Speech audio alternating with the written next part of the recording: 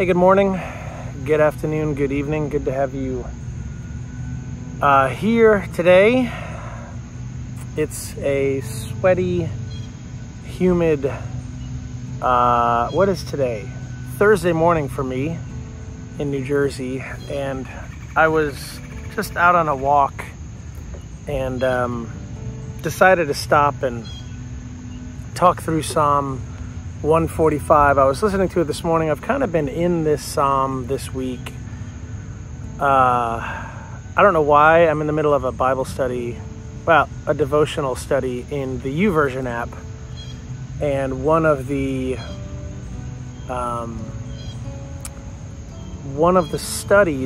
devotions referenced Psalm 145, and so I don't know, I just kind of got stuck in it. I was listening to it this morning on my Dwell Bible app, and it's a great one. So let me just read it, and then we can talk about it a little bit. Maybe maybe just chat about it a little bit. It says, I will extol thee, and I'm reading out of the King James Version. So if you hear a lot of these and thous, that's why. I will extol thee, my God, O King, and I will bless thy name forever and ever. Every day will I bless thee, and I will praise thy name forever and ever. Great is the Lord, and greatly to be praised, and his greatness is unsearchable. One generation shall praise thy works to another, and shall declare thy mighty acts. I will speak of the glorious honor of thy majesty, and of thy wondrous works, and men shall speak of the might of thy terrible acts, and I will declare greatness. They shall abundantly utter the memory of thy great goodness, and shall sing of thy righteousness. The Lord is gracious and full of compassion, slow to anger, and of great mercy. The Lord is good to all, and his tender mercies are over all his works. All thy works shall praise thee, O Lord, and thy saints shall bless thee. They shall speak of the glory of thy kingdom, and talk of thy power, to make known to the sons of men his mighty acts and the glorious majesty of his kingdom. Thy kingdom is an everlasting kingdom, and thy dominion endureth throughout all generations. The Lord upholdeth all that fall, and raiseth up all those that be bowed down. The eyes of all wait upon thee, and thou givest them their meat in due season. Thou openest thine hand, and satisfiest the desire of every living thing. The Lord is righteous in his ways, in all his ways, and holy in all his works. The Lord is nigh unto all them that call upon him, to all that call upon him in truth. He will fulfill the desire of them that fear him. He will also hear their cry, and will save them. The Lord preserveth all them that love him, but all the wicked will he destroy. My mouth shall speak the praise of the Lord, and let all flesh bless his holy name forever and ever. Pretty amazing psalm. You can just see kind of the ups and downs, the ins and outs. But the bottom line, where's that one verse? They shall speak of the glory of the kingdom, and talk of thy power. Thy kingdom is an everlasting kingdom. The Lord upholds all that fall, and raises up those who bow down. Man, there's just so much in here. Hold on.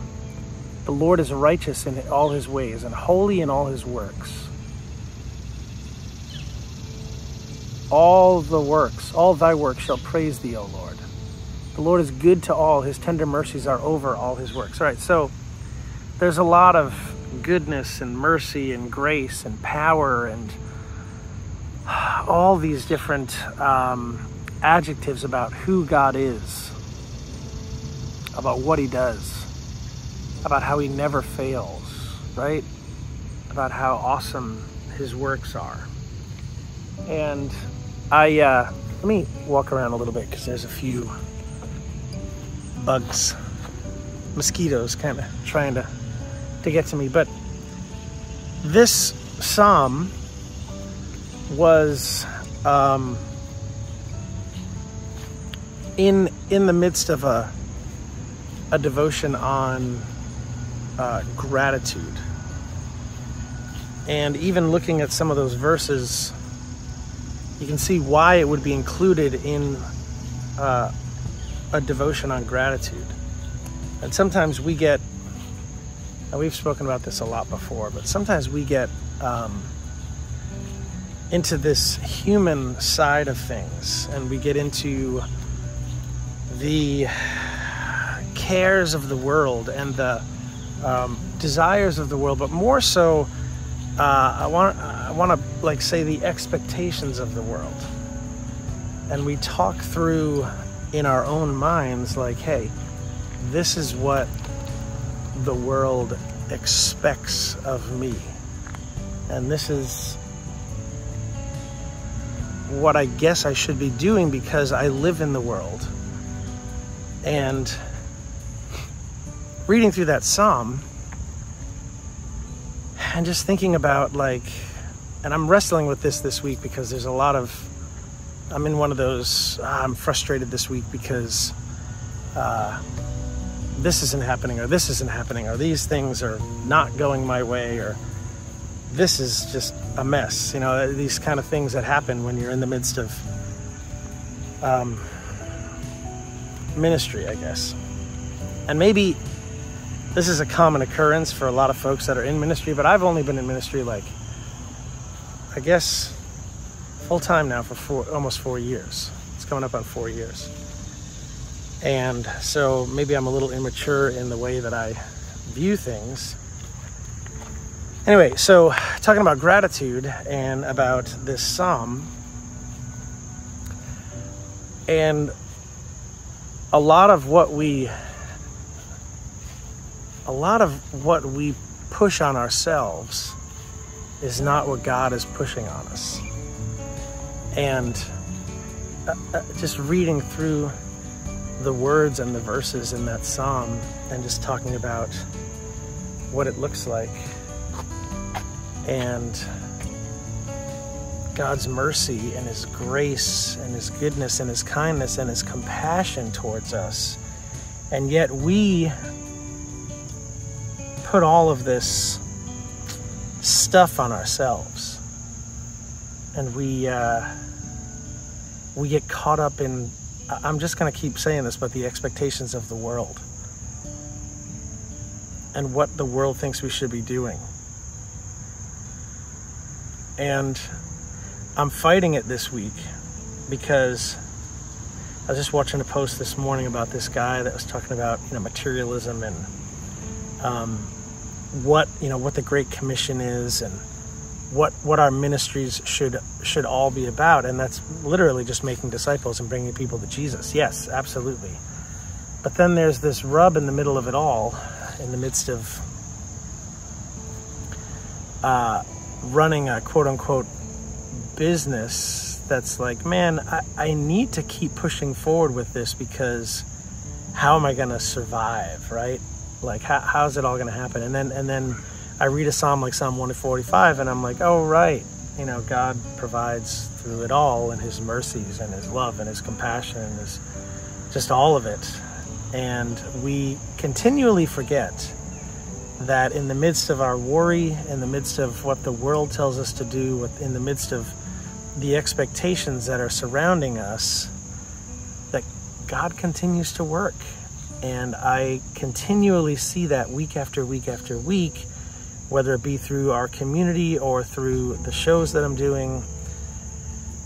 And sometimes I just get kind of thrown off track a little bit because the world just kind of seeps into what we're doing and kind of eats away at the larger picture. And so to loop this around a little bit to maybe how this would work in your life and in my life as I continue through my day today, again, our trust and our faith in the Father needs to be stronger and stronger and stronger in and around our walk with him. And so maybe today is just an encouragement. We all get into these positions throughout our lives where maybe we don't feel we're good enough, maybe we don't feel we're adequate enough to be holding this mantle of Jesus in our lives. And yet, as we've been studying in our Bible study through the book of Matthew, the disciples, they were young, innocent, naive, ignorant, all of this stuff, and yet God used them in ways that it was just incredible. So I lean into that often, and I rest in that often, and I think today maybe just this little devotion is on.